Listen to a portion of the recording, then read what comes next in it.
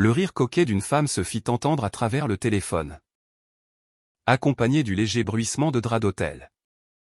Mon mari, Luc, parla d'une voix à 30% ivre et 70% arrogante. Ces mots s'écrasèrent dans le combiné comme s'ils jetaient les ordures. Je viens de signer un contrat de 500 millions de dollars. Il dit, Sarah. Une femme comme toi dont les seules compétences sont de frotter la vaisselle et de passer la serpillière n'est plus digne de moi. Sois intelligente. Pars sans un centime et disparaît.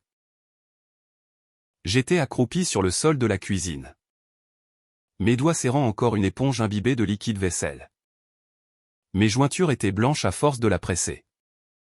La femme à l'autre bout du fil rit à nouveau, sa voix dégoulinant d'une douceur artificielle. Elle dit, allez. Chérie. Arrête de t'accrocher à Luc. C'est un homme avec un contrat de 500 millions de dollars. Maintenant. Vous deux n'êtes même plus du même niveau. Je reconnus cette voix. C'était celle de Jessica. Une femme que Luc prétendait n'être qu'une amie rencontrée via son réseau professionnel.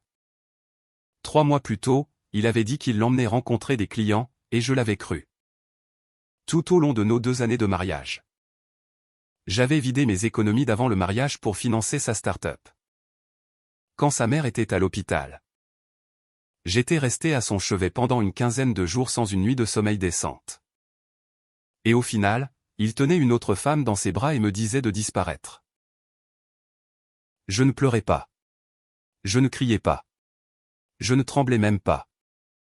Je jetai l'éponge dans la poubelle, me levai, défis mon tablier et essuyai la mousse de mes mains. Je sortis mon téléphone de ma poche. Il y avait un contact enregistré simplement sous le nom « Papa ». Je le fixai 2 secondes avant d'appuyer sur le bouton d'appel. L'appel se connecta et la voix posée de mon père retentit. Qu'y a-t-il? Ma chérie?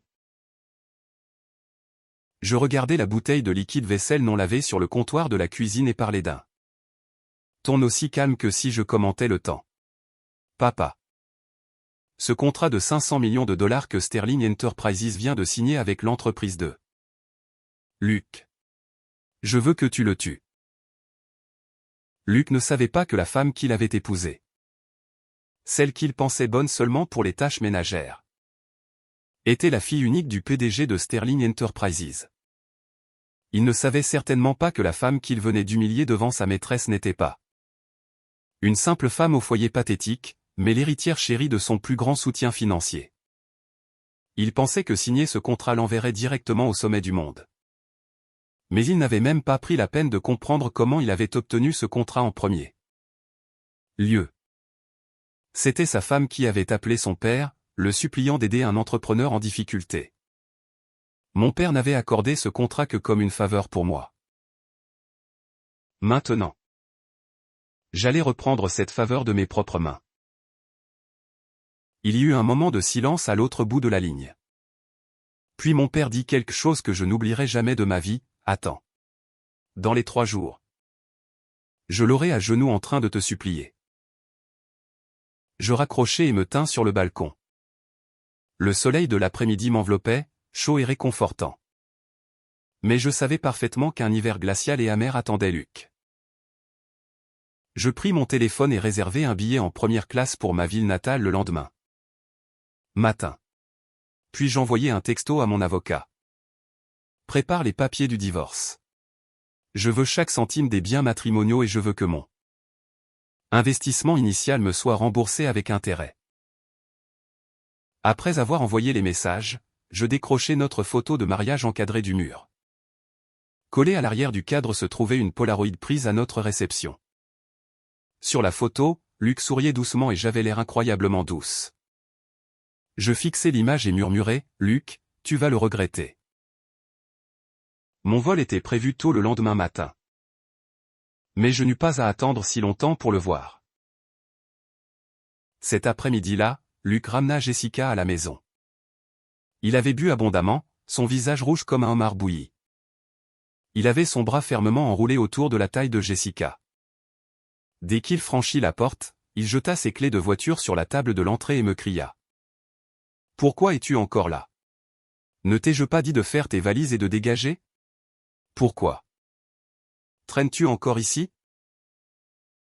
Jessica se tenait à ses côtés dans une robe cocktail jaune vif. Ses cheveux étaient coiffés en grande vague glamour et ses ongles étaient peints en rouge. Cramoisi. Elle me regarda de haut en bas, les yeux pleins de mépris. Bien qu'elle prétendît avoir l'air compatissante. Sœur. Le statut de Luc est différent maintenant. Rester ici ne fera que rendre les choses gênantes pour lui. Séparons-nous en bons termes. Combien d'argent veux-tu? Luc ne te maltraitera pas. Elle dit qu'il ne me maltraiterait pas. Mais son ton ressemblait à celui de quelqu'un jetant de la monnaie à une mendiante. J'étais dans la cuisine en train de réchauffer de la soupe. En entendant cela, j'éteignis la cuisinière, pris ma tasse et sortis. Je regardai Luc droit dans les yeux et parlais lentement et clairement. Premièrement, cette maison a été achetée après notre mariage. Ce qui signifie que la moitié m'appartient. Deuxièmement, le capital de démarrage de ton entreprise venait de mes économies. Et tu vas le rembourser avec intérêt. Troisièmement, nous divorçons. Mais ce n'est pas toi qui me mets dehors. C'est moi qui te largue. Mon avocat rédige déjà les papiers. Attends juste de les signer. Luc se figea. Il ne s'attendait probablement jamais à ce que je lui parle ainsi. Pendant 2 ans de mariage, j'avais été complètement obéissante. Tout ce qu'il disait passait. Il pensait que j'étais encore la mauviette malléable qu'il pouvait modeler à sa guise. Jessica fut également prise au dépourvu. Mais elle s'accrocha rapidement au bras de Luc et fit l'innocente. Luc. Regarde-la. Elle agit si férocement. C'est toi qui ne veux plus d'elle. Mais elle fait comme si c'était elle qui te larguait. Provoqué par ces mots, le visage de Luc devint encore plus rouge. Il pointa un doigt droit sur mon nez et cria, « Sarah. Ne pousse pas ta chance. J'ai acheté cette maison avec l'argent que j'ai gagné. Ça n'a rien à voir avec toi. Tu as dépensé toutes tes petites économies il y a longtemps et tu veux encore de l'argent. En retour. Laisse-moi te dire, si tu ne signes pas un accord de rupture nette, je m'assurerai que tu n'obtiennes pas un seul centime. Tu me crois? » Je tins ma tasse. Pris une longue gorgée de soupe et le regardai comme s'il était une sauterelle en train de bondir. Soudain, je souris. Ce sourire fit hésiter Luc. Je dis, « Luc, penses-tu vraiment que signer un contrat de 500 millions de dollars signifie que tu es paré pour la vie? » Il releva le menton et ricana. Bien sûr. Sais-tu même l'échelle de Sterling Enterprises? Ce seul contrat suffit à me nourrir. Pendant une décennie. Je hochai la tête, posai ma tasse, et pris mon téléphone. Devant lui, je composai un numéro et mis le haut-parleur. L'appel fut répondu presque immédiatement, et une voix d'homme d'âge moyen, posée, retentit. « Ma chérie, qu'y a-t-il » Je souris et dis, « Papa. » Luc se tient juste devant moi. Il veut que je parte sans un centime. Penses-tu que nous devrions mettre en pause ce contrat de 500 millions de dollars pour qu'il puisse réévaluer sa situation? Il y eut 2 secondes de silence total au téléphone.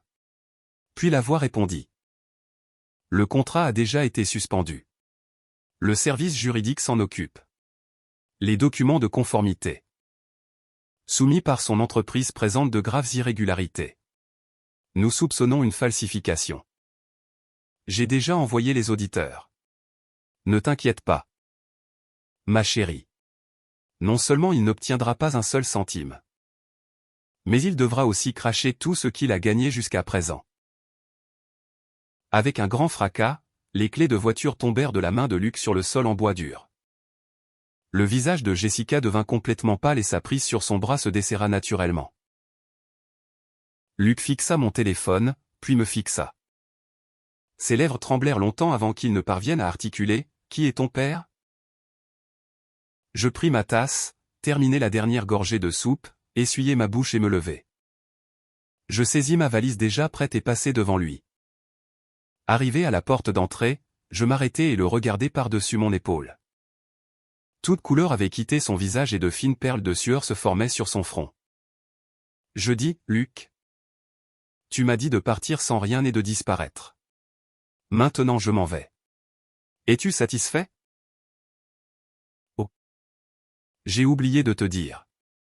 Ce contrat de 500 millions de dollars que tu as signé ne t'a été accordé que parce que j'ai appelé mon père. Maintenant. Je viens de l'appeler pour le reprendre. Devine si je peux y arriver. Au moment où la porte se referma derrière moi avec un clic, j'entendis le cri agonisant de Luc résonner depuis le salon, « Sarah, reviens ici ». Puis vint la voix paniquée de Jessica, « Luc. Tu n'as pas dit que ta femme n'était qu'une simple femme au foyer? Comment son père peut-il être le PDG de Sterling Enterprises? Tu m'as menti? » Je ne regardais pas en arrière. Je roulais ma valise jusqu'à l'ascenseur. Alors que les portes se fermaient lentement, je regardais mon reflet dans les murs miroirs. Il n'y avait pas de larmes, pas de colère. Il n'y avait que le calme d'un réveil enfin accompli. Pendant 2 ans, je pensais m'être marié par amour, mais j'avais en fait épousé une blague. Maintenant la blague était terminée. Je montai dans un taxi et donnai au chauffeur l'adresse de l'aéroport. Dès que la voiture quitta le quartier, mon téléphone commença à vibrer sans relâche. C'étaient tous des appels de Luc. Je ne répondis à aucun. Puis les textos commencèrent à affluer. Le premier disait, « Chérie, j'avais tort. J'avais trop bu et j'ai dit des bêtises. S'il te plaît. Ne le prends pas au sérieux. » Le deuxième. « Jessica n'est qu'une associée en affaires. Il ne se passe rien entre nous. Ne te méprends pas. » Le troisième, « S'il te plaît. Dis à ton père de ne pas suspendre le contrat. Si cet accord tombe à l'eau, je suis fini. » Le quatrième, « Sarah. Je te supplie. Pour le bien de notre mariage. S'il te plaît, aide-moi. » Je les lus un par un sans répondre, puis jetai mon téléphone dans mon sac. Je posai ma tête contre la vitre, regardant les rues de la ville défiler. J'avais marché dans ces rues pendant 2 ans, achetant des courses. Le récupérant après des dîners d'affaires, m'occupant de sa mère malade. Je pensais autrefois que mes sacrifices seraient récompensés. Que son affection pour moi était réelle. Mais cet appel aujourd'hui ressemblait à un seau d'eau glacée versé directement sur ma tête. Je voyais enfin clairement qu'il ne m'avait jamais respecté. Il me traitait comme un chiffon jetable. Il voulait me jeter dès qu'il pensait ne plus avoir besoin de moi. Quand j'arrivai à l'aéroport et m'assis dans le salon d'embarquement, mon téléphone sonna à nouveau. Cette fois, c'était Jessica. J'hésitai un moment avant de répondre. La voix de Jessica retentit, tremblante et proche des larmes. Complètement différente de la femme arrogante qu'elle était quelques heures plus tôt, « Sarah. Je suis vraiment désolé. Je ne savais vraiment pas pour ta connexion avec Sterling Enterprises. Luc ne me l'a jamais dit. Nous ne sommes vraiment que des amis normaux. Il avait trop bu. Aujourd'hui et a dit toutes ces choses folles. S'il te plaît. Ne le prends pas à cœur. Pourrais-tu juste dire un mot à ton père et lui demander de ne pas annuler le contrat? Si ce contrat disparaît. L'entreprise de Luc est morte et je ne saurais pas comment lui expliquer. En écoutant son baratin hypocrite, je faillis rire à voix haute. Amis normaux. Une amie normale rirait-elle au téléphone et m'appellerait-elle, sœur? Une amie normale s'accrocherait-elle à son bras et l'appellerait-elle par son prénom si intimement? Une amie normale laisserait-elle un homme la tenir pendant qu'il appelle sa femme pour lui dire de disparaître? Je parlais d'un ton plat, Jessica, je me fiche de ta relation avec Luc. Quant au contrat, c'est du business. Je n'ai pas mon mot à dire dans l'entreprise de mon père. Si tu te sens lésé, va pleurer auprès de Luc. Ne m'embête pas. Je raccrochai et bloquai son numéro. Au moment où mon vol atterrit, il faisait déjà nuit. Je sortis du terminal des arrivées et repérai immédiatement la voiture de mon père garée le long du Trottoir. Georges, le chauffeur de la famille, se tenait près du véhicule. Dès qu'il me vit, il se précipita pour prendre mes bagages. Mademoiselle Sarah. Votre père vous attend à la maison. Il a annulé toutes ses réunions du soir et a dit qu'il allait cuisiner le dîner lui-même pour vous. Mon cœur se réchauffa et mes yeux piquèrent. Depuis que j'étais petite fille, mon père ne m'avait jamais laissé subir le moindre grief. Mais pendant les 2 dernières années, je m'étais marié à Luc contre son meilleur jugement. Il n'avait pas dit grand-chose à voix haute, mais je savais que cela lui avait brisé le cœur. Quand j'entrai dans la maison, mon père était occupé dans la vaste cuisine. Il portait un tablier et ses lunettes de lecture, plaçant des steaks assaisonnés dans une poêle en fonte chaude. Il leva les yeux et m'adressa un doux sourire. « Tu es de retour. Va te laver les mains. Le steak et la purée de pommes de terre sont presque prêts. » Je me tins au bord de la cuisine, regardant les cheveux grisonnants de mon père. Les larmes que j'avais retenues toute la journée tombèrent enfin. Entendant mes reniflements, il se retourna, laissa échapper un lourd soupir et s'approcha pour tapoter mon épaule. « Allez. Arrête de pleurer. Tu es à la maison maintenant. Ne t'inquiète plus pour cette histoire avec Luc. Papa s'en occupera pour toi. » J'essuyai mes larmes et secouai la tête. « Papa. Tu n'as pas besoin de t'en occuper pour moi. Je le ferai moi-même. Ne pense-t-il pas que signer un contrat de 500 millions de dollars le rend intouchable? Alors je le ferai regarder exactement. Comment ce contrat disparaît? Ne pense-t-il pas que je ne suis pas digne de lui? Alors je lui montrerai qui est vraiment indigne de qui. » Mon père me regarda un long moment, puis hocha la tête. Il ne dit rien d'autre et se retourna vers la cuisinière. Mais je pus voir le léger sourire sur ses lèvres. C'était le sourire fier d'un père regardant sa fille enfin grandir. Après le dîner, je m'assis dans le bureau. Ouvris mon ordinateur portable et commençai à fouiller dans tous les registres financiers de l'entreprise de Luc au cours des 2 dernières années. Quand il avait commencé son entreprise, c'était moi qui l'avais aidé à enregistrer la LLC. J'avais trouvé son comptable. Je l'avais mis en relation avec ses premiers clients. Cette entreprise portait mes empreintes partout. Je connaissais toutes ses ressources clients, ses flux de trésorerie et ses manœuvres louches en coulisses. J'avais simplement été trop paresseuse pour creuser le passé. Mais maintenant, je n'allais plus me retenir. Je restai éveillé toute la nuit et découvris 3 problèmes majeurs.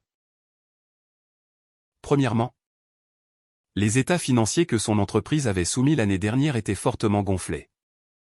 Il avait exagéré ses revenus de 40% pour obtenir des prêts commerciaux à faible intérêt de la banque.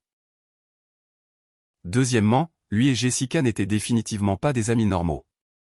Il y a 6 mois, il avait utilisé des fonds de l'entreprise pour acheter un condo de luxe au nom de Jessica, l'inscrivant dans les livres comptables comme des frais de divertissement d'affaires. Troisièmement, les documents de conformité qu'il avait utilisés pour soumissionner au contrat de Sterling Enterprises étaient absolument falsifiés.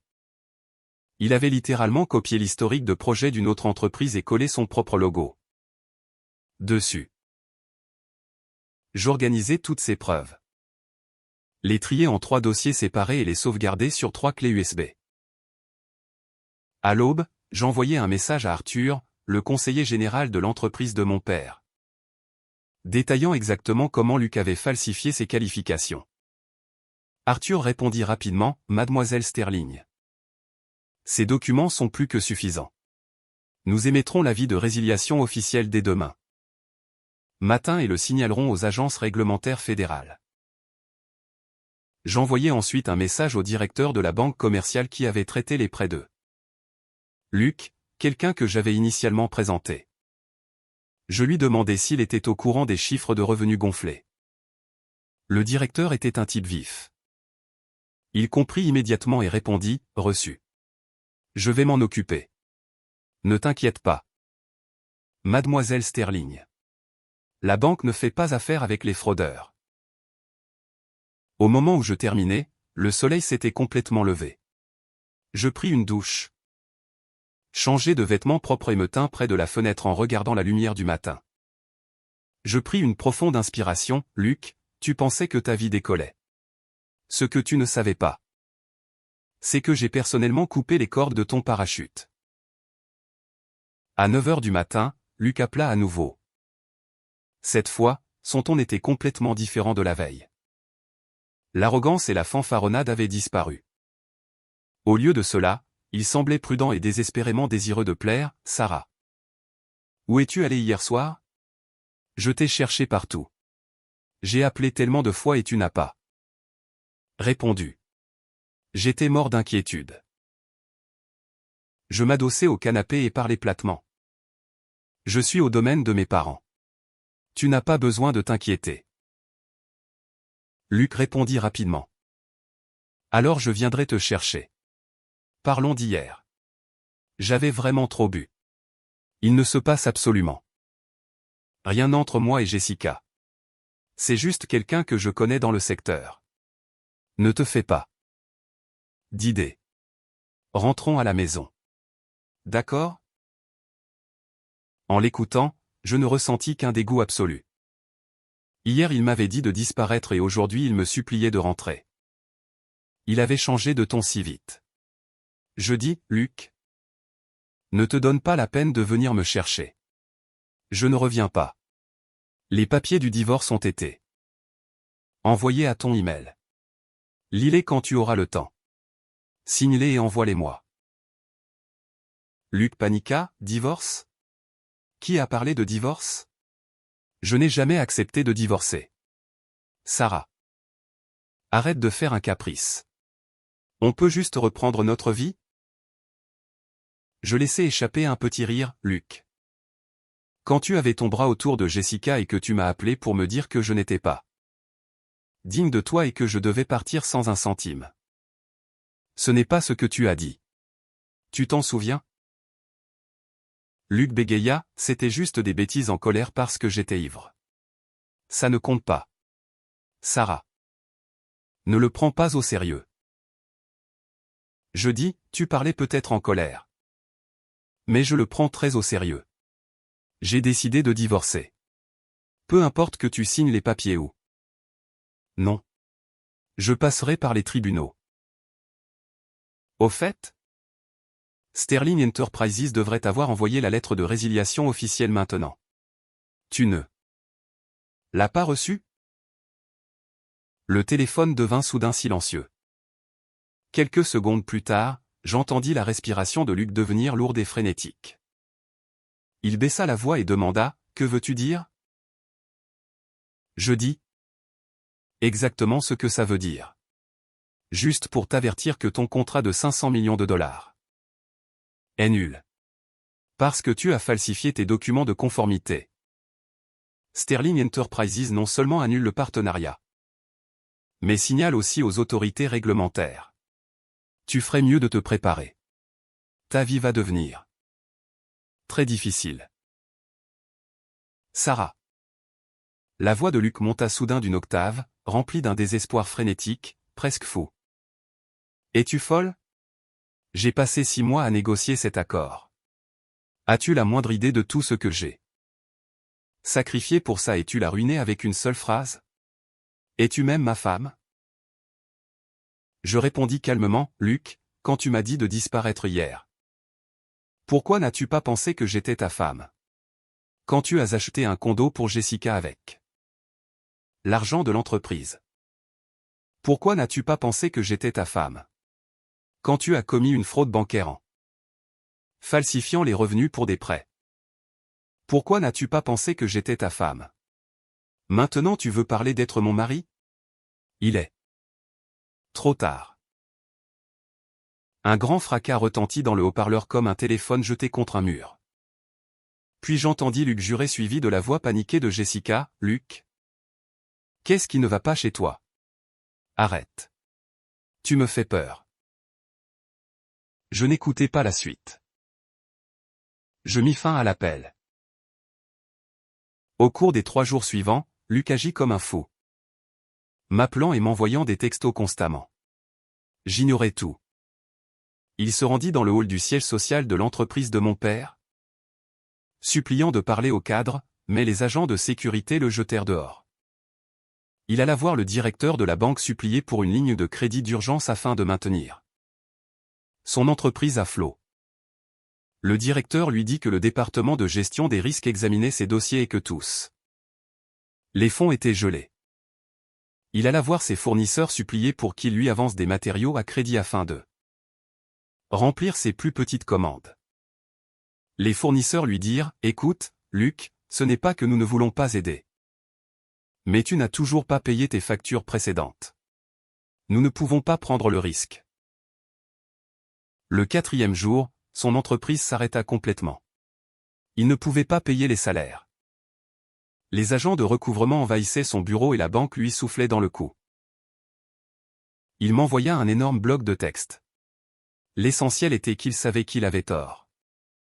Il n'aurait jamais dû s'amuser avec Jessica et il n'aurait jamais dû mentionner le divorce. Il me suppliait de le laisser tranquille.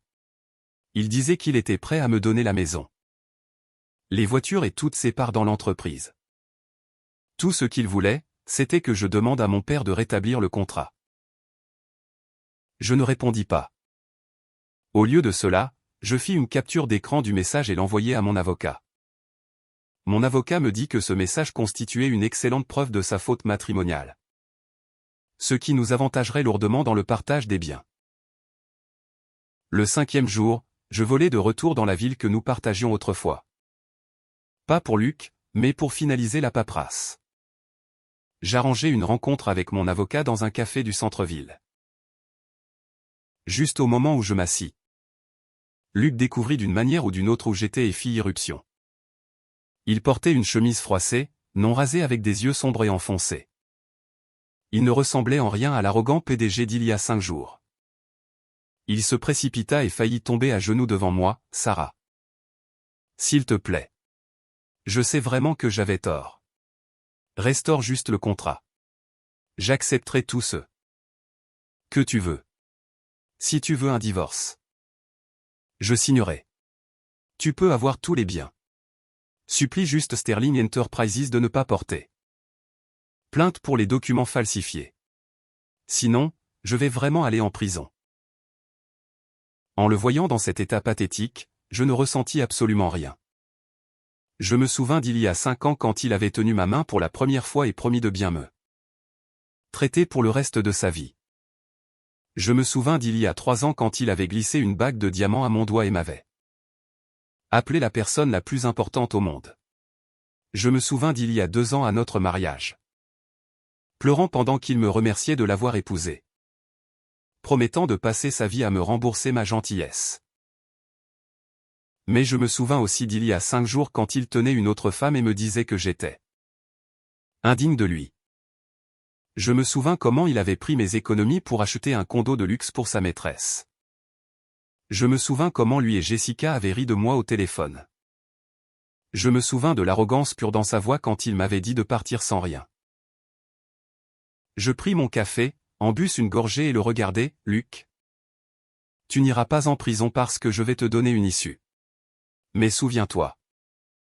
Cette issue est une charité de ma part. Tu as signé les papiers du divorce. Je veux la moitié de la maison, les voitures et les parts de l'entreprise. Je veux mon investissement initial remboursé avec intérêt. Et ce condo que tu as acheté pour Jessica avec des fonds matrimoniaux. Il est inclus dans le règlement aussi. Tu acceptes tout cela. Et je demanderai à mon père de ne pas poursuivre les accusations de falsification. Si tu refuses, nous irons au tribunal, et quand nous le ferons, tu ne perdras pas seulement de l'argent. Tu finiras derrière les barreaux. À toi de choisir. » Le visage de Luc s'effondra complètement. Il ouvrit la bouche pour parler, mais ne put former un seul mot. Finalement, il hocha simplement la tête. En le voyant céder, je me levai, pris mon sac et me tournai pour partir. Il cria derrière moi, « Sarah, es-tu vraiment si sans cœur ?» Je m'arrêtai de marcher mais ne me retournai pas, « Luc. Je ne suis pas sans cœur. Tu m'as trahi en premier. Je me protège simplement. » En sortant du café, la lumière du soleil était aveuglante. Je plissai les yeux et montai dans un taxi qui attendait. Alors que la voiture roulait à travers les rues familières, je réalisai soudain que cette ville ne me retenait plus rien. Je sortis mon téléphone et envoyai un texto à mon père, « Papa. Tout est réglé. Je rentre demain en avion. » Mon père répondit par un seul mot, « Bien. » Le lendemain, assise dans l'avion et regardant les nuages par la fenêtre, je me sentis incroyablement légère. Je pensais que je serais dévastée. Après tout, c'était 2 ans de mariage, 2 ans de dévouement sincère. Mais une fois que je m'étais vraiment éloigné, je réalisais à quel point il était exaltant de s'éloigner de quelqu'un qui n'en valait pas la peine. Luc avait perdu son contrat de 500 millions de dollars. Il avait perdu la moitié de ses parts dans l'entreprise. Il avait perdu la maison et les voitures. Il avait perdu tout ce qu'il pensait tenir fermement. Et Jessica, elle pensait avoir attrapé un riche parti pour découvrir que l'homme pourrissait de l'intérieur. Le condo de luxe à son nom fut saisi par les tribunaux. Elle se retrouva sans même un endroit où dormir. Le karma collecte toujours ses dettes. Il est simplement arrivé plus vite pour eux que je ne l'avais prévu. Après être retourné aux côtés de mon père, je commençais officiellement à prendre en charge les opérations de l'entreprise. Mon père vieillissait et voulait depuis longtemps que je prenne les rênes. Auparavant, j'étais si têtu à vouloir être une bonne épouse pour Luc que mon père avait finalement cédé et m'avait laissé partir. Maintenant, je comprenais enfin. La plus grande sécurité d'une femme n'est pas d'épouser un homme riche. C'est d'être la femme riche. Ce n'est pas dépendre de quelqu'un d'autre pour te nourrir, mais avoir le pouvoir de te nourrir toi-même et des milliers d'autres. Je passais 3 mois à me familiariser avec chaque aspect de l'entreprise. Des négociations de projets aux audits juridiques. Des revues financières à la gestion de la chaîne d'approvisionnement, j'appris tout étape par étape. Si je ne savais pas quelque chose, je demandais. Si je manquais d'une compétence, je m'entraînais. Les cadres vétérans de mon père s'inquiétaient initialement que je ne sois qu'une héritière gâtée. Gonflant son CV. 3 mois plus tard, personne n'osait plus me sous-estimer. Au 6e mois de mon retour, Sterling Enterprises obtint un énorme contrat gouvernemental pour construire un campus d'énergie verte de 2 milliards de dollars. En tant que cadre dirigeante du projet, je menais une équipe pour inspecter le site de construction. C'était une journée venteuse. Je portais des bottes de travail, un casque et un gilet de sécurité. Debout avec les entrepreneurs pour discuter des plans de fondation. Soudain, quelqu'un appela derrière moi, « Sarah ». Je me retournai et vis un homme debout à quelques mètres. Il portait un costume bon marché froissé. Il serrait un dossier en papier craft dans ses mains et ses cheveux étaient en désordre à cause du vent. Il me fallut un moment pour le reconnaître. C'était Luc. Il était beaucoup plus mince qu'il ne l'avait été 6 mois plus tôt. Ses pommettes saillaient et de profondes rides bordaient ses yeux. Il avait l'air d'avoir vieilli de 10 ans. Il me regarda, les yeux remplis d'émotions complexes. Ses lèvres bougèrent longtemps avant qu'il ne parvienne à articuler une phrase.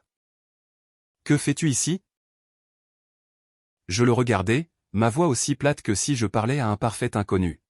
« Je suis la cadre dirigeante de ce projet. Bien sûr que je suis ici.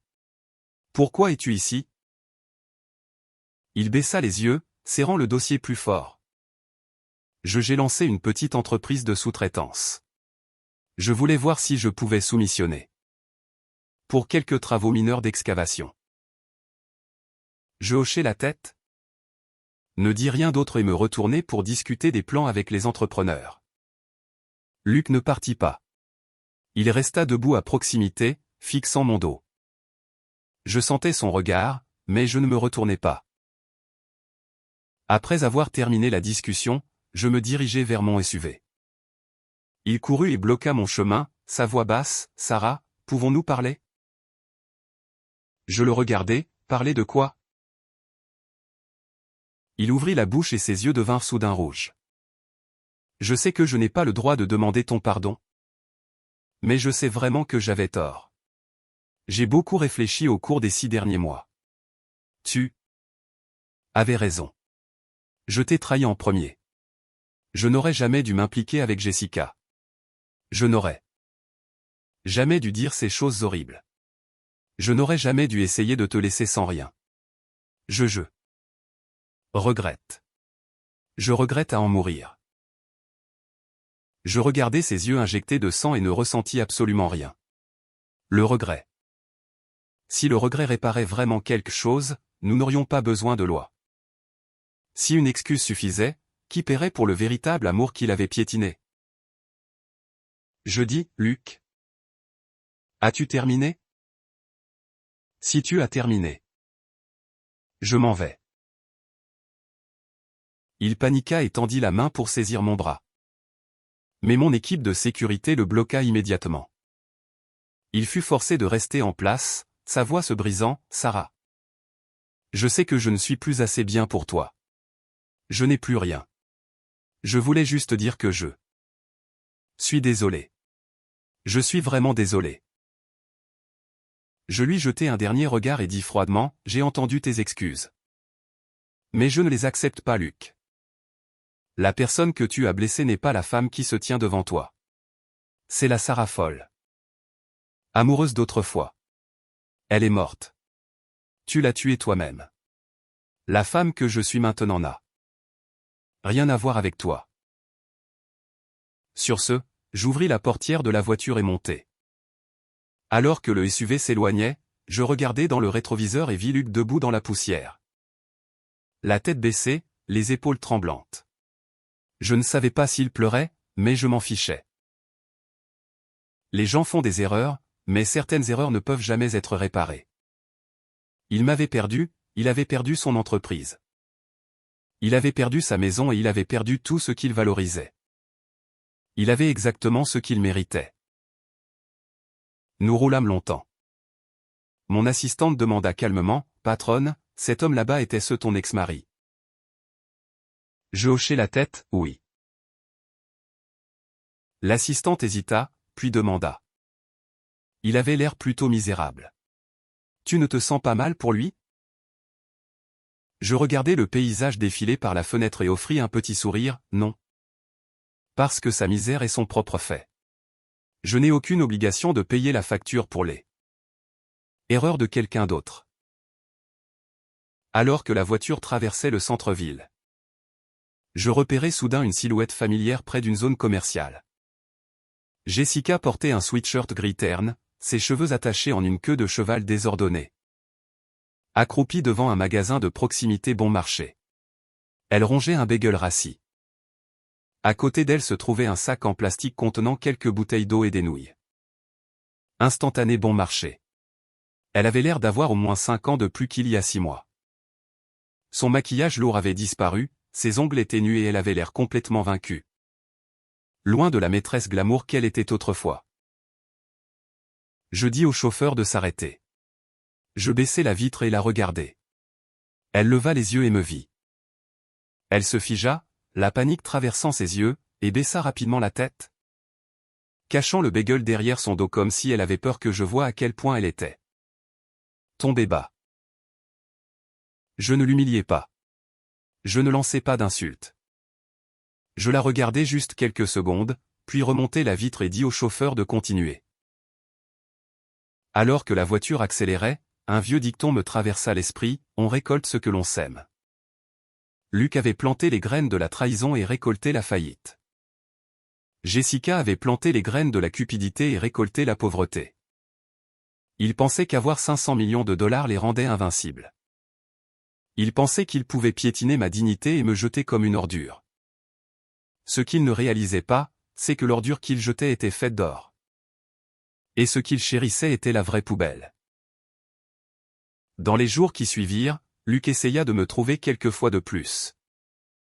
Parfois devant la tour d'entreprise, parfois dans le parking. Parfois devant les restaurants où j'avais des déjeuners d'affaires. Chaque fois il s'habillait proprement, les cheveux parfaitement peignés. Essayant désespérément de prouver qu'il était encore un homme respectable.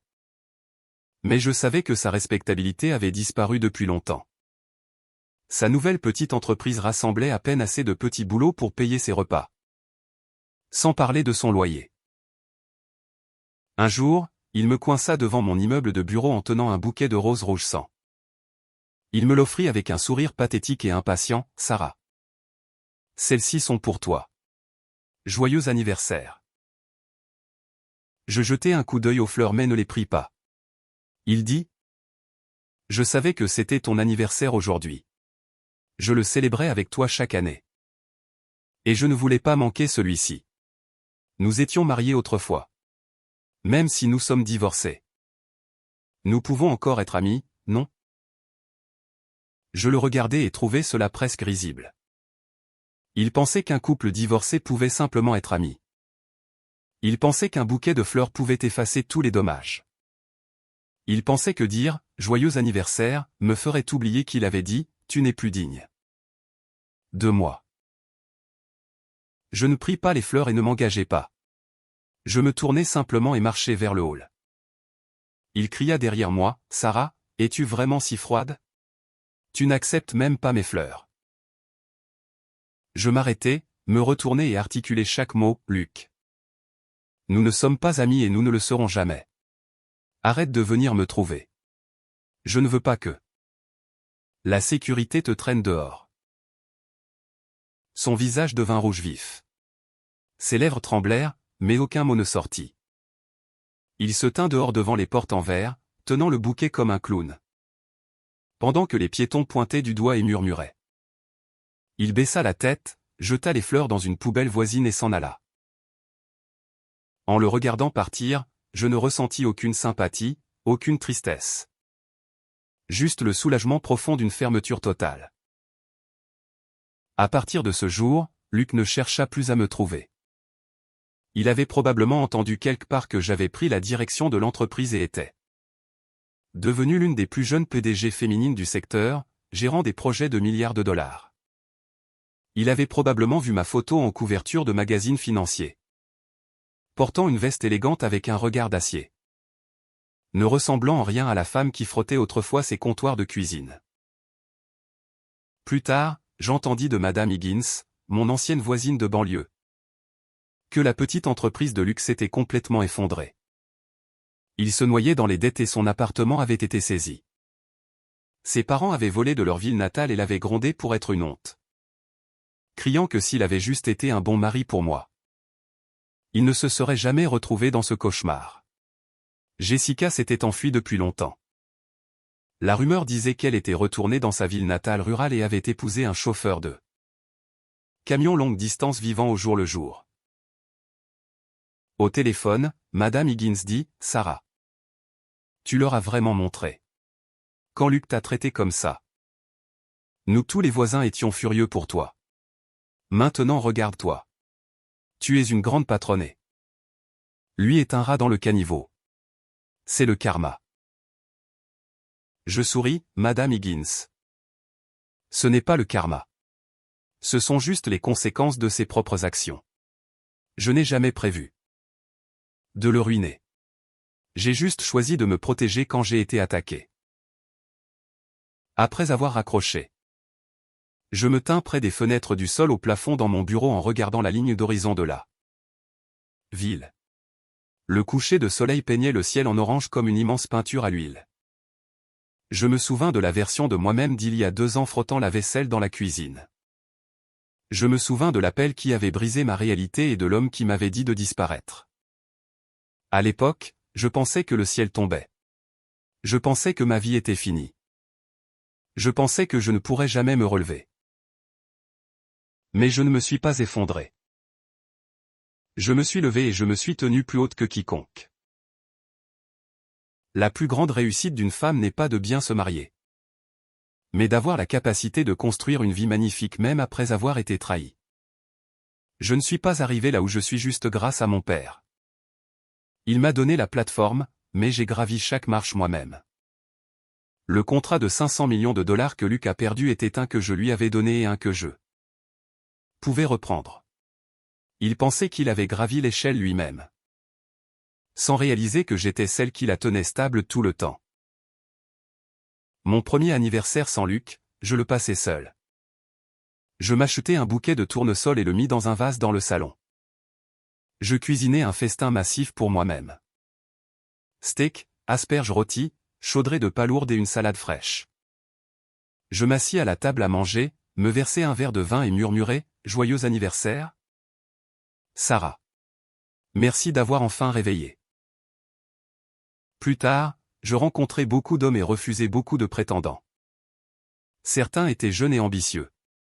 Certains étaient mûrs et stables. Certains étaient doux et gentils.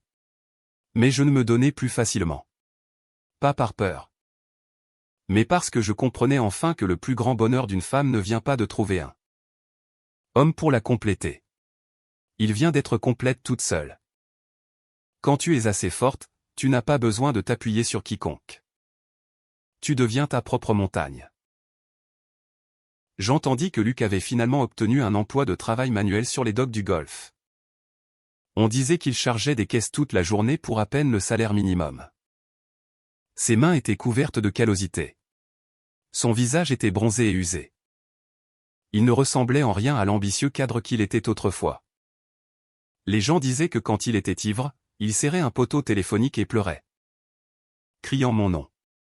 Il disait qu'il demandait de mes nouvelles. Et quand il entendait que j'étais la PDG de Sterling Enterprises, il devenait engourdi. Puis s'asseyait dans la terre et pleurait pendant des heures.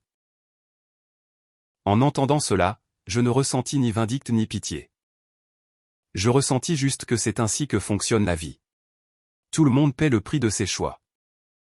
Il avait choisi la trahison, l'humiliation et de me traiter comme une ordure. Tout ce qu'il souffrait maintenant était exactement ce qu'il avait gagné. Et Jessica, la maîtresse, j'entendis que sa vie avec le chauffeur de camion était misérable. L'homme avait un problème de jeu et la battait quand il perdait. Elle avait fini à l'hôpital plusieurs fois. Quand les gens lui disaient de le quitter, elle disait « Où irais-je » Sa famille l'avait reniée. Ses beaux-parents la détestaient. Et elle n'avait même pas d'endroit où dormir. Elle pensait autrefois qu'attraper Luc lui garantirait une vie de luxe.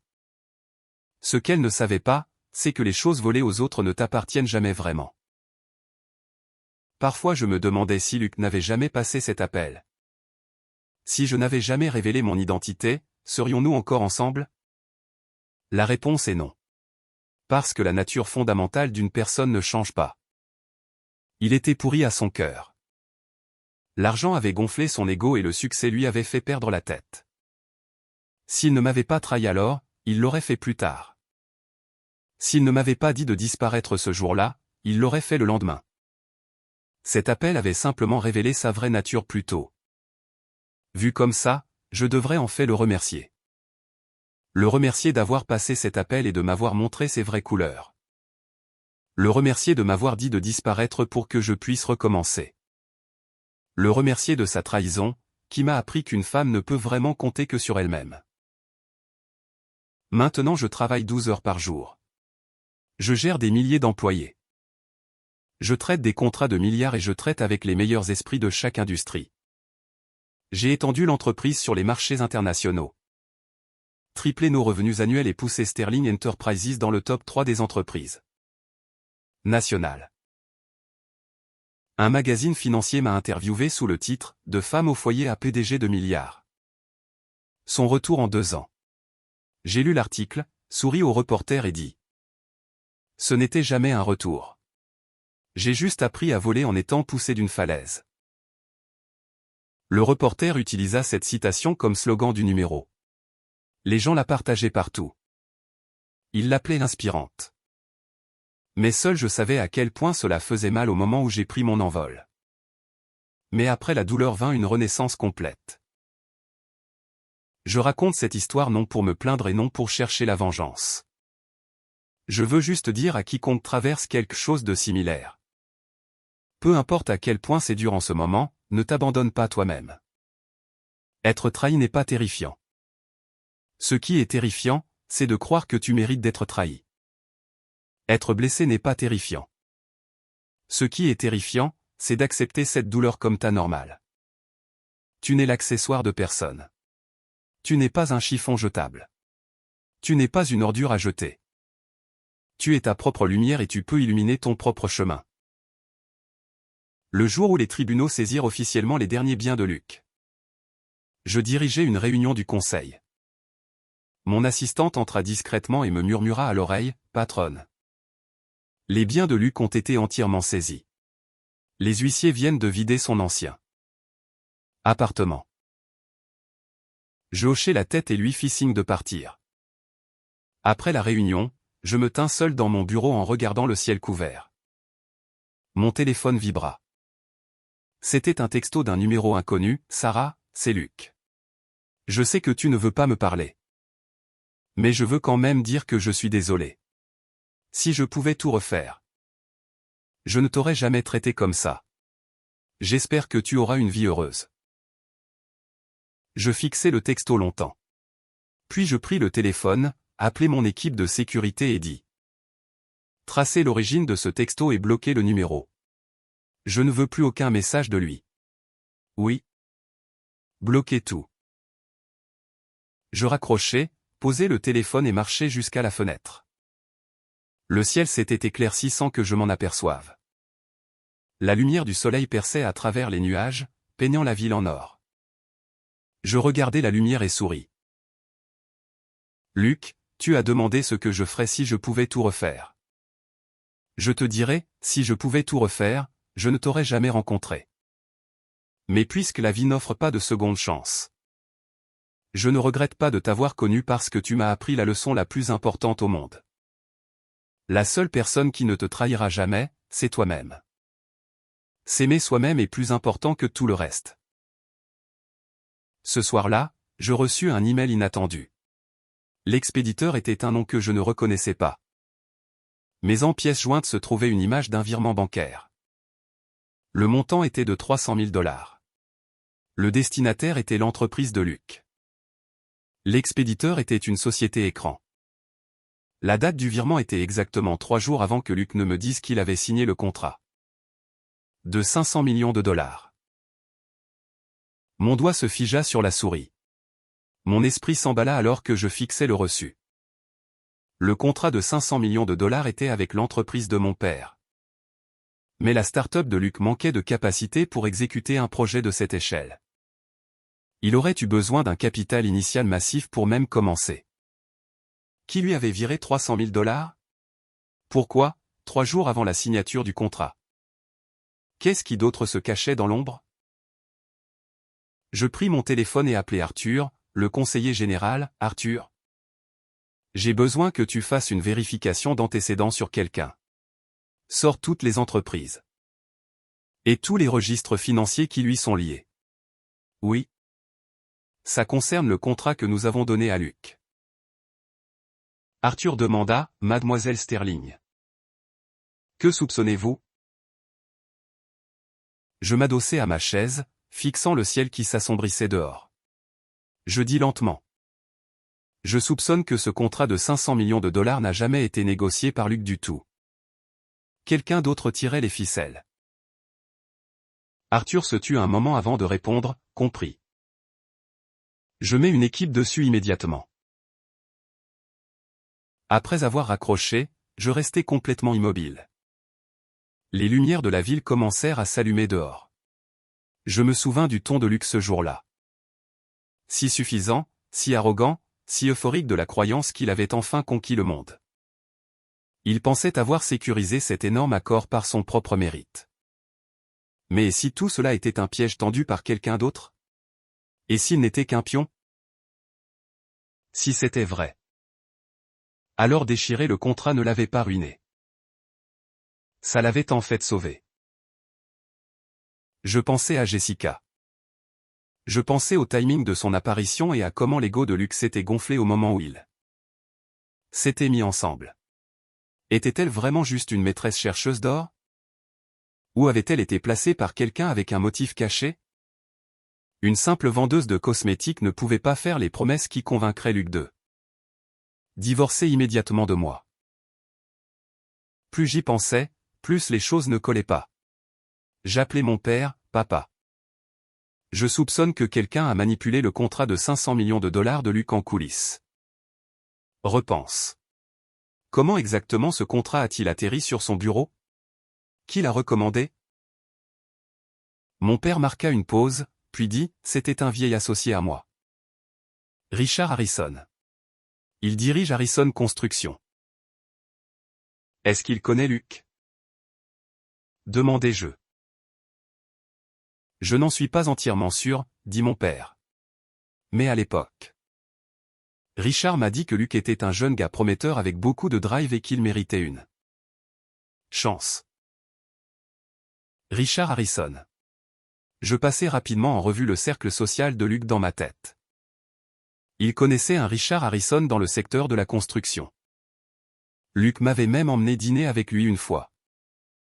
Richard avait semblé amical et poli, mais j'avais toujours ressenti une vibe troublante de lui. Comme si ses yeux m'évaluaient comme une propriété. Papa.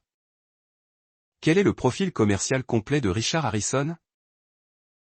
Demandai-je. Mon père me donna les détails. Je l'ai noté et envoyé immédiatement un texto à Arthur. Concentre l'enquête sur Richard Harrison. Je veux ses connexions avec Luc. Son historique financier et toutes les sociétés écrans qu'il possède. Ne laisse aucune pierre non. Retournez. Après avoir envoyé le message, un autre souvenir me frappa. Quand Luc avait exigé le divorce, il était absolu. Il n'avait laissé aucune place à la négociation. Agissant comme si son avenir était totalement sécurisé. Quelle était son assurance? Était-ce le contrat de 500 millions de dollars? Était-ce Jessica? Ou était-ce Richard Harrison? Pourquoi un magnate de la construction se mêlerait-il du mariage d'un fondateur de start-up? Soudain. La trahison de Luc semblait bien plus sinistre qu'un simple cas d'un homme laissant l'argent lui monter à la tête. L'enquête prit une semaine, et les résultats choquèrent tout le monde. Quand Arthur posa le dossier épais sur mon bureau, son expression était sombre. Comme s'il hésitait à me le laisser voir. J'ouvris à la première page. C'était un réseau complexe de connexions d'entreprises. Et juste au centre se trouvait le nom Richard Harrison. Richard Harrison, 63 ans, propriétaire de Harrison Construction. Sur le papier, un fournisseur de matériaux de construction, mais en réalité, il contrôlait des dizaines de sociétés écrans couvrant la logistique, l'immobilier et le commerce. Il connaissait Luc depuis 3 ans et était son premier investisseur providentiel. Le premier grand client de Luc avait été présenté par Richard. Le premier prêt bancaire de Luc avait été co-signé par Richard. Mais le rapport révélait que leur relation allait beaucoup plus profond.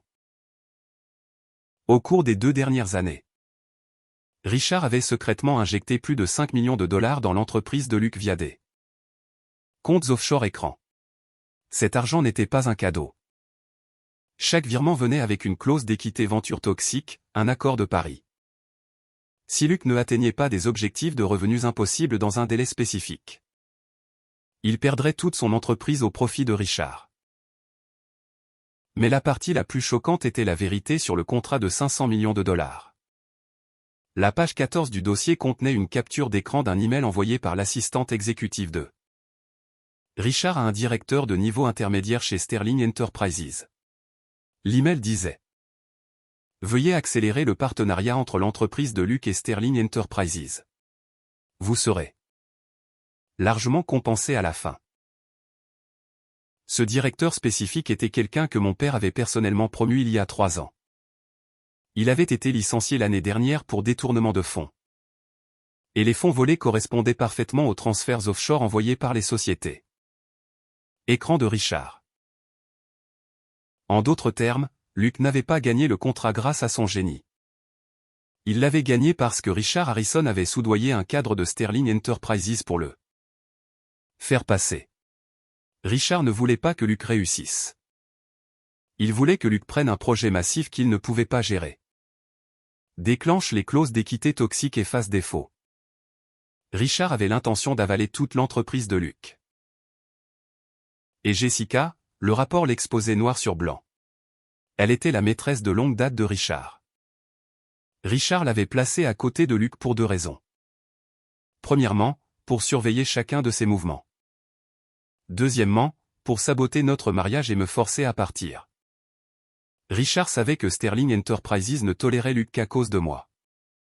Si j'étais retiré du tableau, Luc perdrait son seul bouclier, laissant Richard libre de consommer son entreprise sans que mon père interfère. Je serrais les bords du rapport. Du début à la fin, Luc n'était rien d'autre qu'un pion. Il pensait être le grand maître. Il pensait que signer l'accord le rendait intouchable. Il pensait que Jessica l'aimait vraiment. Il n'avait jamais réalisé que son contrat avait été acheté avec des pots de vin. Que sa maîtresse était une espionne d'entreprise. Et que son sommet était en fait une tombe soigneusement creusée. La plus grande ironie était que s'il n'avait pas passé cet appel ivre pour m'humilier. Si je n'avais pas exposé mon identité et forcé mon père à annuler l'accord, le plan de Richard aurait fonctionné sans accroc. Luc aurait pris le contrat, échoué au métrique, perdu son équité et aurait été mis à la porte avec des millions de dettes personnelles. Mon appel.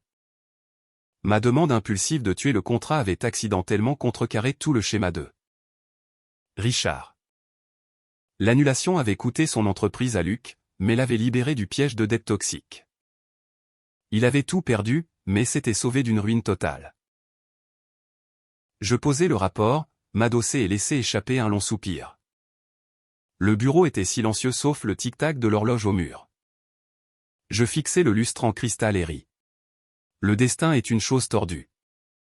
Je pensais prendre ma revanche sur Luc, mais je sauvais en fait sa vie. Je pensais le détruire, mais je le sortais d'un abîme bien plus profond. Même ainsi, je ne regrettais rien. Patronne. Quelle est notre prochaine action? Demanda Arthur. Debout de l'autre côté du bureau. Je me redressai et fermai le dossier. Compile les preuves de corruption de Richard Harrison et remets-les aux autorités fédérales. Inclut la preuve que Jessica agissait comme son opératrice. Quant à Luc, je marquai une pause. Y réfléchissant. Il ne connaissait pas la vérité. Il a été utilisé. Mais cela ne l'absout pas de ce qu'il a fait. Sa trahison était réelle. Me dire de disparaître était réel. Laisse les tribunaux traiter ses dettes restantes normalement. Arthur hocha la tête et se tourna pour partir, mais s'arrêta à la porte, Mademoiselle Sterling. Devrions-nous informer Luc à propos de Richard? Il mérite de savoir. Je restai silencieuse un moment. Envoie-lui une copie des fichiers anonymement. Laisse-le connaître la vérité. Mais ne laisse pas savoir que ça venait de nous. Arthur hocha à nouveau la tête et partit. Au moment où la porte se ferma avec un clic, je marchai jusqu'à la fenêtre. Le ciel était d'un bleu brillant, des nuages dérivant paresseusement. La circulation coulait régulièrement en bas. La ville fonctionnait comme d'habitude. Personne ne savait qu'à ce bureau. Je venais de prendre des décisions qui altéreraient plusieurs vies pour toujours. Je sortis mon téléphone et trouvai le numéro de Luc. Il n'était plus enregistré dans mes contacts, mais je le connaissais encore par cœur. Je ne l'avais jamais bloqué, mais je ne l'avais jamais composé non plus. Mon pouce plana sur l'écran longtemps. Finalement, je verrouillai le téléphone et le remis dans ma poche. Il n'y avait plus rien à dire. La vérité lui appartenait, mais ma vie m'appartenait. Une semaine plus tard, Luc reçut le paquet anonyme. J'avais fait en sorte qu'Arthur l'envoie à l'appartement bon marché qu'il louait. Il contenait les preuves de la corruption de Richard, les contrats d'équité toxiques. Des photos de Jessica et Richard ensemble. Et une chronologie détaillée montrant exactement comment Richard l'avait groomé. Financé et finalement prévu de le détruire. Cette nuit-là, un texto apparut sur mon téléphone. Il venait de Luc. « Sarah, je sais que c'était toi. » Je ne répondis pas. Un autre texto arriva. J'ai lu les fichiers. J'ai été joué pendant 2 ans. Jessica était l'espionne de Richard. Le contrat était un piège. J'ai été un idiot absolu du début à la fin. Je ne répondis pas. Un troisième texto suivi de près, je sais que tu ne veux pas me parler. Mais tu dois savoir à quel point je regrette tout. Pas juste la perte du contrat. Je regrette cet appel. Si je ne l'avais pas passé, tu ne serais pas parti. Tu n'aurais pas révélé qui tu étais. Le contrat serait passé et Richard m'aurait détruit. Cet appel a sauvé ma vie. Tu réalises ça? Je fixais le message longtemps. Il avait raison. S'il n'avait pas appelé, tout se serait déroulé exactement comme Richard l'avait prévu. L'appel destiné à m'humilier avait fini par être son salut. Quelle blague malade de l'univers. Je tapais une seule phrase, je ne t'ai pas sauvé. Je protégeais seulement moi-même. J'appuyais sur envoyer. Puis jetai le téléphone de côté, ignorant tout ce qu'il écrivit d'autre. Au cours des jours suivants, les textos de Luc affluèrent. Je les ignorais tous. Il dit qu'il avait confronté Richard, qui avait tout nié. Il dit qu'il avait presque eu une bagarre avec lui. Il dit que Jessica s'était enfuie dans sa ville natale et qu'il n'avait pas l'intention de la traquer. Il dit qu'il avait remis les contrats d'équité frauduleux de 5 millions de dollars à un avocat pour poursuivre Richard pour fraude. Il dit qu'il voulait me voir juste une fois pour s'excuser en face. Je ne répondis jamais. Certaines choses ne peuvent pas être réparées avec une excuse. Quand il tenait Jessica et me disait de disparaître, pensait-il à s'excuser? Quand il célébrait dans cette chambre d'hôtel, pensait-il qu'il regretterait un jour? Quand il me disait de partir sans rien, pensait-il qu'il supplierait un jour pour que je revienne? La vie n'offre pas de « et si », seulement des conséquences. À la fin du mois, Sterling Enterprises organisa un sommet industriel massif dans le meilleur hôtel de luxe de la ville. En tant qu'organisatrice principale, je portais un élégant pantalon de costume noir. Mes cheveux tirés en un chignon net avec un maquillage minimaliste. J'avais l'air tranchante et professionnelle. Mon père se sentait mal, donc il m'avait confié tout l'événement.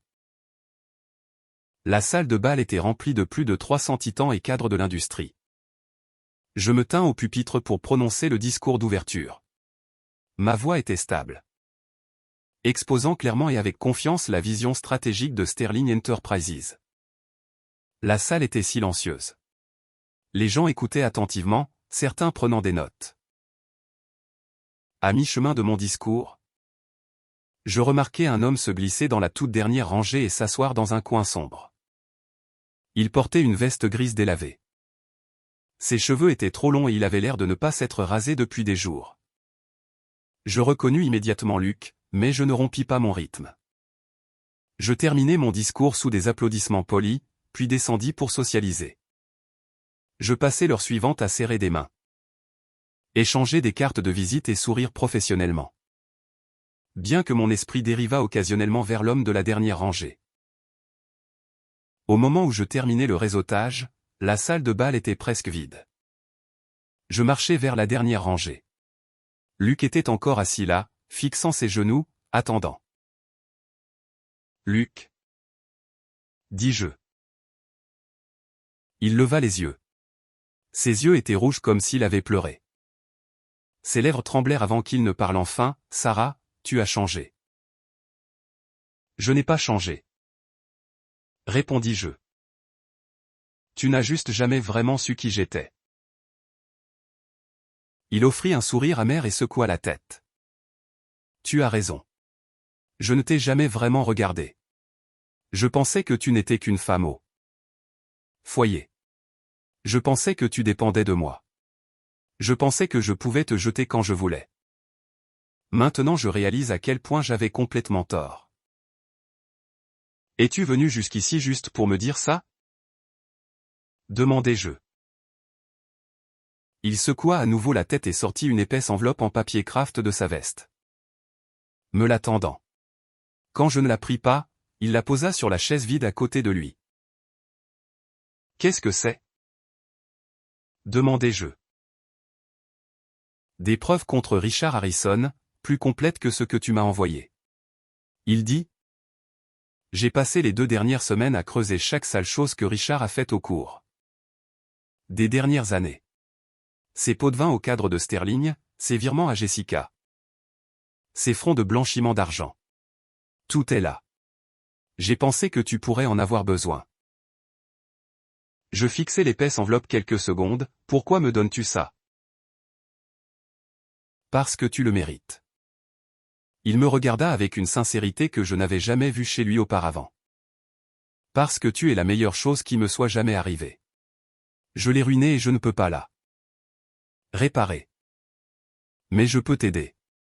Richard veut détruire l'entreprise de ton père et je ne le laisserai pas faire. Je pris l'enveloppe. Elle était lourde. Je le regardai. Luc, sais-tu que si ces preuves sont réelles, Richard pourrait en prendre pour plus de 10 ans? Sais-tu aussi qu'en me donnant ça, tu brûles tes propres ponts? Richard est profondément connecté dans ce secteur. Si tu le contraries, tu ne travailleras plus jamais dans ce domaine. Je sais, dit-il, sa voix calme et résolue. Mais je m'en fiche plus. Je n'ai plus rien à perdre. Je veux juste finir ce qui doit être fini. Payer les dettes que je dois. Je mis l'enveloppe dans mon sac et hochai la tête. Bien. Je ferai vérifier ça par mon équipe. Si c'est légitime, je passerai à l'action. Il me regarda, hésitant avant de finalement poser la question qu'il retenait. Sarah. Y a-t-il une chance pour nous? Je le regardai dans les yeux. Je vis de l'espoir, du regret et une supplication désespérée. Mais je ne voyais plus l'homme que j'avais autrefois aimé. Cette version de Luc était morte au moment où il m'avait dit que j'étais indigne de lui. Non, dis-je, ma voix aussi calme que pour discuter du temps. Luc, c'est fini depuis longtemps. J'apprécie ce que tu fais maintenant. Mais la gratitude n'est pas de l'amour. Je ne reviendrai pas vers toi juste parce que je suis reconnaissante. Et je ne t'aimerai pas à nouveau juste parce que tu essaies d'être un meilleur homme. Ce qui s'est passé entre nous est dans le passé. Laisse-le y rester. Ses yeux s'emplirent de larmes. Il essaya de parler mais n'y parvint pas. Il baissa la tête, ses épaules tremblant légèrement. Après un long moment, il leva les yeux, essuya ses yeux et força un sourire brisé. D'accord. Je comprends. J'espère que tu trouveras le bonheur. Prends soin de toi. Je dis, prends soin de toi aussi. Il se tourna et s'en alla. Sa posture était affaissée, une ombre de l'ambitieux cadre qu'il était autrefois. Je le regardai disparaître par les portes de l'hôtel. Je ne ressentis ni chagrin ni douleur, seulement un profond sentiment de paix. C'était comme regarder un étranger s'en aller. De retour dans ma voiture, j'ouvris l'enveloppe. Elle était remplie de relevés bancaires, de copies de contrats, d'emails imprimés et de photographies. Une photo montrait Richard et Jessica en vacances à la plage, riant ensemble. Le site était évident. Je remis les fichiers à Arthur pour vérification et traitement. Arthur examina les documents et leva les yeux, le visage sérieux. Mademoiselle Sterling. C'est bien plus complet que ce que nous avions. Si c'est vérifié, Richard prendra au moins 10 ans. Qui t'a donné ça? Un ami? Dis-je. Arthur n'insista pas. Les choses avancèrent rapidement après ça. Une fois les preuves soumises aux procureurs fédéraux, Richard Harrison fut inculpé. 3 mois plus tard, il fut jugé. Reconnu coupable de corruption d'entreprise, fraude et blanchiment d'argent. Richard fut condamné à 12 ans de prison fédérale. Tous ses biens et sociétés écrans furent saisis. Le magnate de la construction qui contrôlait autrefois le secteur était maintenant un détenu fédéral. Jessica, bien que non directement impliquée dans la corruption, fut enquêtée pour avoir reçu des fonds illicites. Elle perdit son emploi de caissière dans une épicerie rurale. La famille de son mari l'a mis dehors par honte. Elle essaya apparemment de retrouver Luc à nouveau, mais il refusa de la voir. Quant à Luc, après m'avoir remis les fichiers, il disparut. Pas entièrement du monde, mais entièrement de ma vie. Il arrêta les textos. Arrêta d'attendre dehors mon bureau et arrêta d'apparaître où que ce soit près de moi. J'entendis de Madame Higgins qu'il avait quitté la ville et était descendu vers le golfe. Il avait obtenu un emploi sur les docks, chargeant et déchargeant du cargo. Gagnant peut-être $3000 par mois. Au téléphone, Madame Higgins, Sarah. Pourquoi a-t-il fallu qu'il ruine sa vie comme ça? S'il t'avait juste apprécié. Rien de tout cela ne serait arrivé. Je souris mais ne répondis pas. Pourquoi? Parce que les gens doivent marcher sur le chemin qu'ils choisissent, même s'il les détruit. Luc avait choisi le mauvais chemin. Il l'avait réalisé à mi-chemin, mais il n'y avait pas de retour en arrière. Tout ce qu'il pouvait faire était de continuer jusqu'au bout et espérer trouver une nouvelle route. Pour recommencer. Je ne le détestais plus. Je le détestais autrefois. Je le détestais assez pour vouloir qu'il soit mort. Mais en le voyant assis au fond de cette salle de bal, trop honteux pour me regarder. Et en entendant qu'il se brisait le dos sur les docks, la haine s'était estompée. Détester quelqu'un est épuisant. Ça prend plus d'énergie qu'aimer quelqu'un.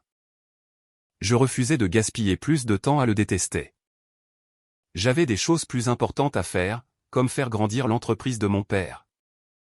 Comme forcer mon père à passer un bilan médical complet parce que son estomac le dérangeait.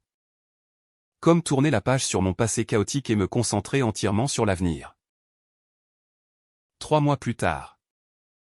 Sterling Enterprises posa officiellement la première pierre du campus d'énergie verte de 2 milliards de dollars. En tant que responsable du projet, j'assistais à la conférence de presse. Je portais une simple robe blanche, mes cheveux lâchés, avec un maquillage doux. J'avais l'air bien plus détendu que d'habitude. Après la cérémonie, un reporter me poursuivit, « Mademoiselle Sterling. La rumeur dit que votre ex-mari a perdu un contrat de 500 millions de dollars à cause de votre divorce et a ensuite fait faillite. Avez-vous un commentaire ?» Je regardai le reporter. Souris et donnai une citation qui circula dans les médias pendant des semaines. Il n'a pas perdu 500 millions de dollars. Il a perdu quelqu'un qu'il aimait vraiment. Quant à moi, j'ai seulement perdu quelqu'un qui ne m'aimait pas. Qui pensez-vous qui a perdu le plus? Le reporter fut stupéfait, puis hocha furieusement la tête. Je ne dis pas un mot de plus, montai dans ma voiture et dis au chauffeur de me ramener à la maison. Alors que la voiture roulait à travers les rues familières. Passant par le quartier où Luc et moi vivions autrefois, je jetai un coup d'œil par la fenêtre. Les bâtiments étaient les mêmes. Le dîner local était toujours là. Madame Higgins arrosait probablement encore ses plantes sur le balcon. Tout était exactement comme avant, sauf que je n'en faisais plus partie. La vie continue. Les gens vont et viennent. Les catastrophes arrivent puis passent. Tu penses que le ciel tombe, mais il ne tombe jamais vraiment. Les seules choses qui tombent sont les murs dans ton propre esprit. Une fois les murs effondrés, la lumière du soleil peut enfin t'atteindre. La voiture s'arrêta devant une maison moderne à 2 étages dans une banlieue calme et chic avec un petit jardin. J'avais planté des tournesols dans le jardin de devant. Je sortis, déverrouillai la porte et entrai. La maison était calme. Un bouquet frais de lys se trouvait sur la table basse, envoyé par mon père. La carte jointe disait « Le travail acharné paie. Ma chérie. Viens dîner à la maison ce week-end. » Je souris, tenant la carte. Mon téléphone vibra. C'était un mémo vocal de Madame Higgins, Sarah. Tu ne devineras jamais qui j'ai vu aujourd'hui. Jessica. Elle est de retour en ville et travaille au marché fermier. Elle avait l'air complètement débraillée. Portant de vieux vêtements. J'ai délibérément acheté des légumes à son stand et elle ne m'a même pas reconnu. Veux-tu que je t'envoie une photo? Je répondis par texto. Pas besoin. Je n'ai aucun intérêt pour Jessica.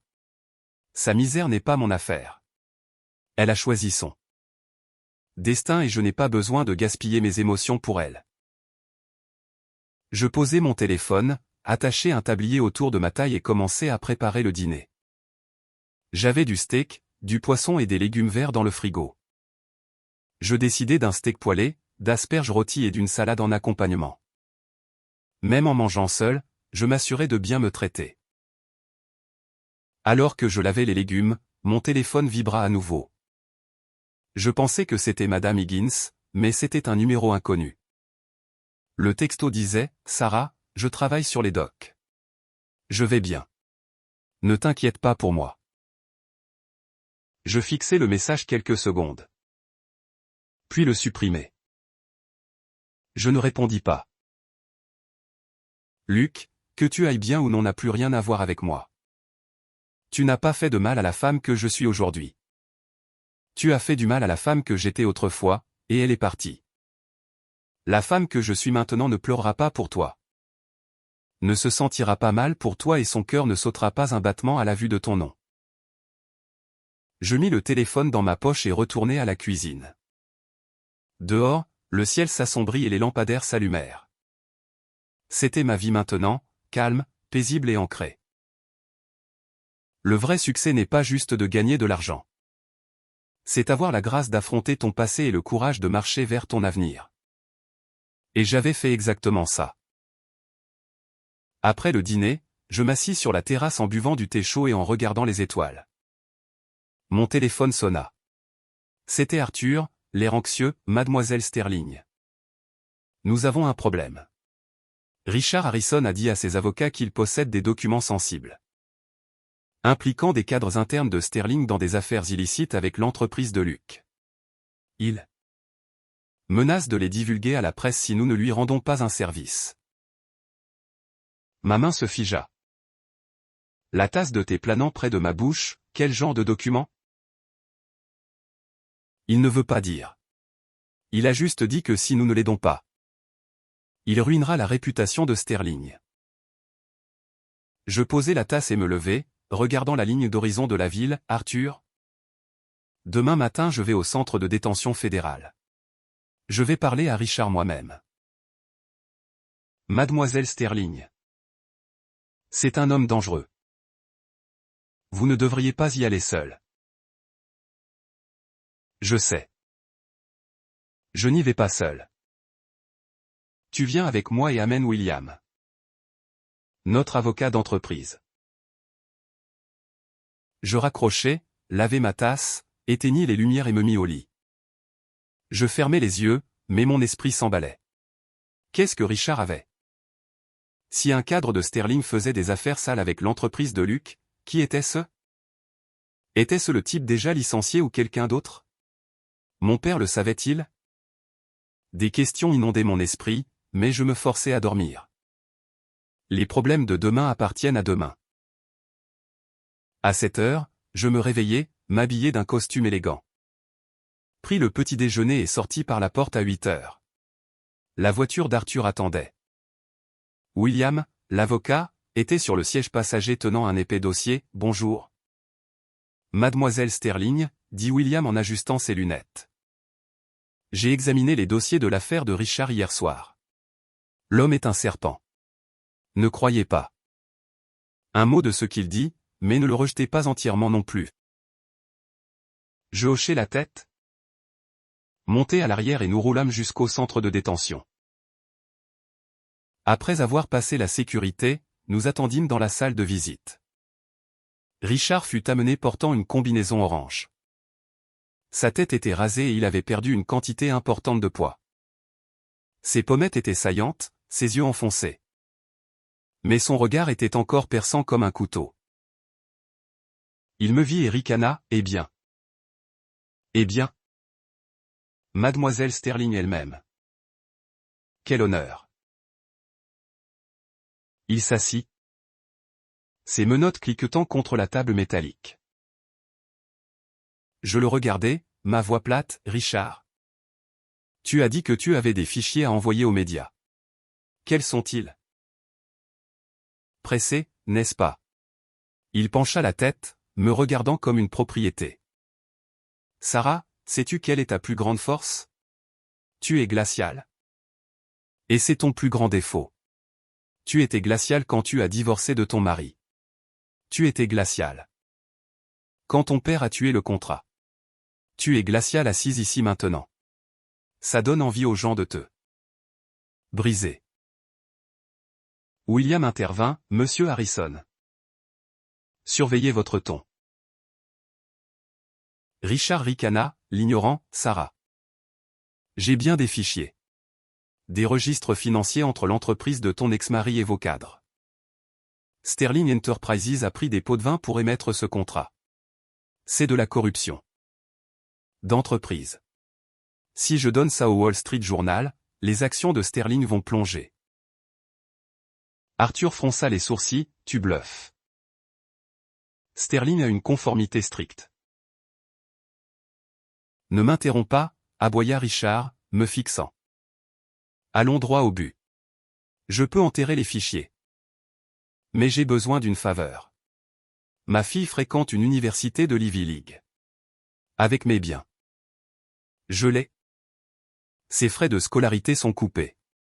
Tu mets en place un fonds de 500 000 $ pour son éducation.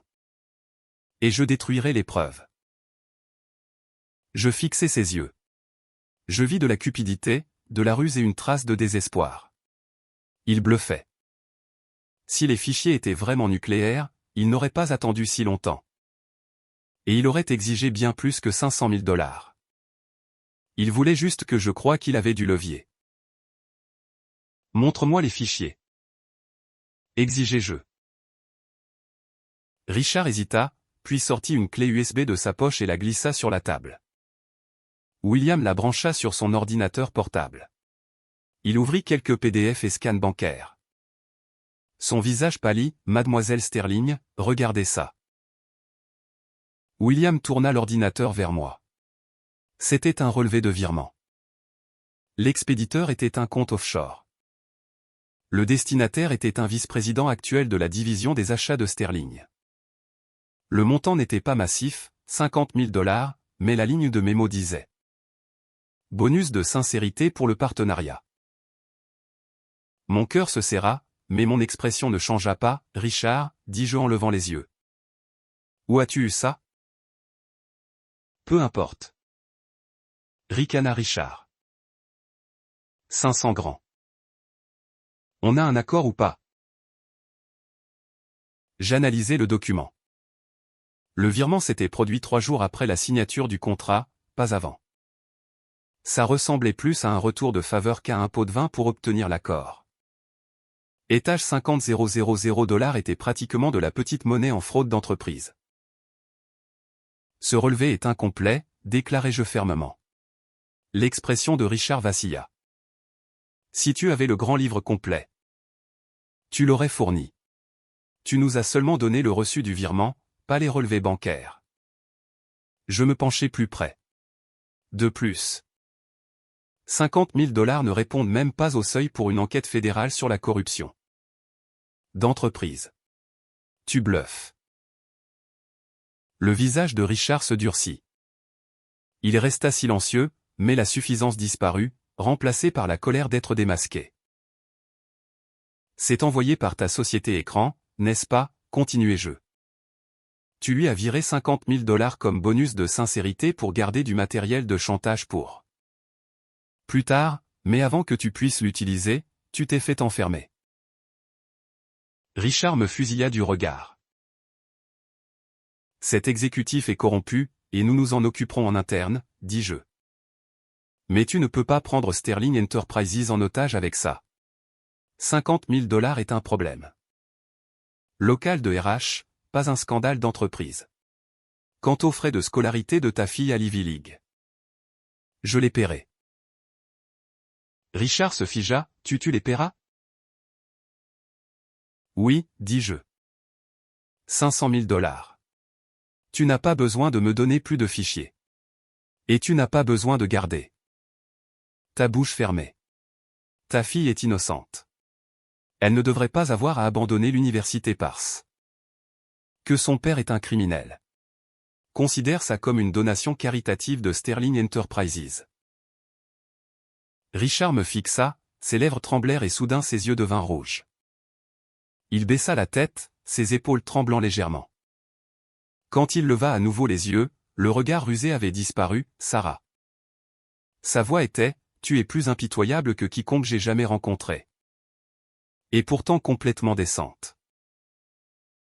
Je ne suis pas impitoyable, dis-je. Je suis juste rationnel. Tu as fait ton lit. Tu t'y couches. Mais ton enfant ne mérite pas les retombées. Richard essuya son visage. Il laissa échapper un rire amer. Luc, cet idiot de bâtard, marmonna-t-il. Il ne t'a jamais mérité. Je ne répondis pas. En quittant l'établissement, le soleil était aveuglant. Je pris une profonde inspiration d'air frais. Patronne, dit Arthur calmement derrière moi. Allez-vous vraiment payer ces 500 grands de votre compte personnel? Oui. Dis-je. Ne le passe pas par l'entreprise. La fille est innocente. Arthur soupira, vous avez un cœur tendre. Ce n'est pas un cœur tendre? Répondis-je. C'est un minimum d'humanité. Quand je retournai au bureau, mon assistante Chloé avait l'air frénétique. Patronne. Quelqu'un attend dans le hall depuis 2 heures. C'est la mère de Luc. Je m'arrêtai net. La mère de Luc. La femme que j'avais baignée et nourrie quand elle était hospitalisée. La femme qui était restée silencieuse pendant que son fils exigeait un divorce. Fais-la entrer. Dis-je à Chloé. Quelques minutes plus tard, la femme plus âgée entra. Elle avait l'air 10 ans plus vieille que la dernière fois que je l'avais vue. Ses cheveux étaient d'un blanc pur et elle portait un sac en tissu usé. Sarah. Sa voix tremblait et ses yeux se remplirent immédiatement de larmes. Comment vas-tu? Je fis un geste vers le canapé. Asseyez-vous. S'il vous plaît. Elle s'assit. Serrant le sac fermement, je suis venu m'excuser auprès de toi aujourd'hui. Pourquoi? Demandai-je. Quand Luc a demandé le divorce, je ne l'ai pas arrêté. Elle sanglota. Je savais qu'il avait tort. Mais je pensais que c'était sa vie. Son choix. Je n'ai pas pensé à quel point tu étais bonne pour notre famille. J'étais une belle-mère. Terrible. Je la regardais pleurer, vous étiez une belle-mère terrible. J'étais d'accord platement. Elle se figea. Mais ça n'a plus d'importance maintenant. Nous sommes divorcés. Vous n'avez pas besoin de vous. Excusez. Ça ne change rien. Elle fouilla dans son sac en tissu et sortit une petite boîte en velours. La plaçant sur la table basse. C'était le chèque de $1000 qu'elle m'avait donné le jour de notre mariage comme cadeau de bienvenue traditionnelle, je veux te rendre ça, dit-elle. Gardez-le, dis-je. Quand je vous appelais maman. Je le pensais. Je m'occupais de vous parce que je tenais à vous. Mais cette époque est terminée. Gardez l'argent. Luc en a plus besoin que moi. J'entends qu'il galère sur les docks. À la mention de Luc, elle s'effondra complètement. Il sait qu'il avait tort. Il me dit tous les jours que te perdre est son plus grand regret. Sarah. Peux-tu s'il te plaît lui donner une autre chance? Je regardai ses yeux suppliants. Non, dis-je fermement. Le passé est le passé. Rentrez chez vous. Prenez soin de vous et prenez soin de lui. Nous n'avons plus rien à nous dire. Elle réalisa que j'étais sérieuse. Elle remit lentement l'enveloppe dans son sac, se leva et marcha vers la porte. Avant de partir, elle se retourna et me fit une profonde révérence. Merci, Sarah. La porte se ferma. Le bureau était calme. 2 ans de mariage complètement disparus. Plus tard cet après-midi-là, j'appelai William Vance, le vice-président corrompu. Dans la salle de conférence. Il avait l'air nerveux. Je fis glisser le reçu du virement sur la table. William le regarda et pâlit. Patronne. J'ai pris l'argent? Demandai-je. Il baissa la tête? Oui. C'était un virement offshore des gens de Richard. Ils me l'ont imposé. Je n'ai jamais touché l'argent. J'avais juste trop peur des connexions de Richard pour le rendre. Je le fixais. C'était un lâche. Pas un cerveau. Je te donne une chance, dis-je. Rends l'argent aujourd'hui. Écris une confession complète et signe-la. Elle va dans ton dossier. Si tu dérapes à nouveau, je la remets au FBI. Il hocha la tête frénétiquement, des larmes dans les yeux. Merci. Mademoiselle Sterling. Je jure que je ne le referai plus jamais. Ce soir-là, Arthur m'appela, Mademoiselle Sterling. J'ai entendu des nouvelles. Luc a eu un accident sur les docks. Une palette de cargo est tombée. A brisé sa jambe. Il est à l'hôpital local dans le sud. Mais il ne peut pas payer les $8000 de dépôt pour la chirurgie. Mon stylo s'arrêta de bouger sur le papier. Il est seul? Demandai-je. Oui. Pas d'amis. Pas de famille proche. Je regardai par la fenêtre le coucher de soleil. Paie le dépôt, dis-je. Et laisse $10 000 sur un compte pour sa convalescence. Fais-le anonymement. Ne laisse pas l'hôpital lui dire que c'était nous. Arthur marqua une pause. Patronne. Êtes-vous sûr? Ce n'est pas à propos des sentiments, dis-je. Je refuse de laisser quelqu'un que j'ai aimé mourir ou devenir infirme dans un hôpital juste parce qu'il est fauché. C'est à propos de ma propre humanité. Je ne deviendrai pas aussi froide qu'il l'était. Cette nuit-là, Madame Higgins m'envoya un texto à nouveau me demandant si je languissais encore pour Luc puisque j'avais payé ses factures médicales. Je répondis, je ne languis pas pour lui. Je protège ma propre conscience. Un mois plus tard, Sterling Enterprises organisa son gala annuel d'entreprise. Il était plus grandiose que jamais avec plus de 800 leaders de l'industrie présents. Je portais une superbe robe de soirée cramoisie debout aux côtés de mon père alors qu'il montait sur scène. Mon père remercia nos partenaires et fit ensuite l'annonce. L'année prochaine je prends ma retraite. Je transmets entièrement le poste de PDG à ma fille, Sarah. Je sais qu'elle dirigera cette entreprise mieux que je ne l'ai jamais fait. La salle éclata en applaudissements. Les flashs crépitèrent partout. Je souris, sentant le poids immense de la responsabilité s'installer sur mes épaules. Mais j'étais prête. Après les discours, mon assistante Chloé murmura, « Patronne. Quelqu'un attend dans le salon VIP pour vous. » Je m'y rendis. Un bel homme dans la trentaine, portant un costume gris anthracite sur mesure. Se leva et tendit la main, « Mademoiselle Sterling, je suis Daniel Reynolds. Directeur chez Reynolds Capital. » Je lui serrai la main et m'assis, « Monsieur Reynolds. Êtes-vous ici pour discuter d'investissement? » Il sourit, sortant un portefeuille. « Nous voulons nous associer sur votre campus d'énergie verte. Nous apportons des partenariats technologiques internationaux à la table. » Il marqua une pause, ses yeux se verrouillant sur les miens avec un intérêt sincère. « Et personnellement, je voulais vous rencontrer depuis très longtemps. » Je haussai un sourcil, amusé par sa franchise, « Parlons-nous affaires, Monsieur Reynolds. Ou nous faisons-nous des amis? » Les deux, dit-il avec aisance. Pourquoi pas les deux? Je ris. Les affaires? Mon équipe les évaluera. Quant à l'amitié, nous avons tout le temps. Alors que je m'éloignais, Chloé vibrait pratiquement d'excitation, « Patronne, il est magnifique. Réussi et célibataire. » Je levai les yeux au ciel de manière ludique, « Concentre-toi sur le travail. » Chloé.